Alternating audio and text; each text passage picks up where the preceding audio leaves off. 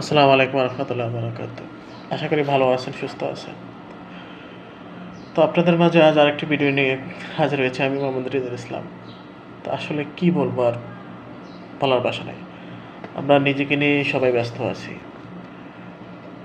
আমরা আমাদের ধ্যান ধারণে ব্যস্ত আছি, নিজেদের স্বার্থ উদ্ধারের জন্যই আমরা ছুটে চলছি। ওইদিকে ওইদিকে যে সন্তান হারানো বাবা মার আর্তনাদ তা দেখার আমাদের কেউই নেই। আমরা বিভিন্ন মন্ত্রণালয়ে ছুটছি, বিভিন্ন কাজ করছি, সংসদে বিভিন্ন রকম কথাবার্তা হচ্ছে, অথচ এই বিষয়টা নিয়ে কোনো কথাই হচ্ছে না। এর দায়ভার কার? আজকে হাজার হাজার মাসুম বাচ্চাগুলো মারা যাচ্ছে।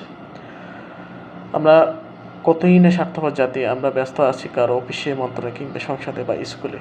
আমরা যার যার কাজ, দৈনন্দিন কাজ করছি। ওদেরকে মারাত্মক ভয়াবহ হাম আমাদের শিশুদের প্রাণ নিয়ে যাচ্ছে, অথচ সেদিকে আমাদের কোনো খেয়ালই নেই। আমরা আছে আমাদের ধান্দায়।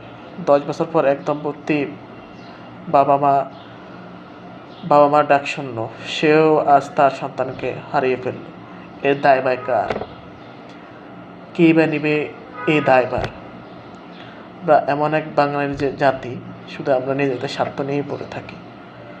কেউ কোথাও একটি কথা বলবার ইখতিয়ার আমাদের নাই।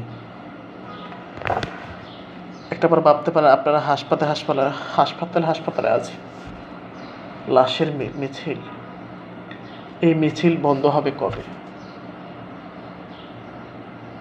অনেকে বলেন জীবনে সফলতার প্রয়োজন নেই, জীবনে টাকা পয়সা প্রয়োজন নেই। একটাবার ওই সরকারি হাসপাতালগুলোতে যদি আপনি না যান, তাহলে আপনি জীবনের টাকা ইনকামের প্রয়োজনীয়তা আপনি বুঝতে পারবেন না, যে কত কষ্ট, কত হয়রানি। তো আশা করি আমরা দ্রুততমে আল্লাহ পাক ওই সমস্ত মানুষদেরকে ধৈর্য ধরার তৌফিক দান করুক। আল্লাহ পাক উত্তম যা তাদেরকে দান করুক এর বিনিময়ে, আর আমাদেরকে হেদায়েত দান করুক।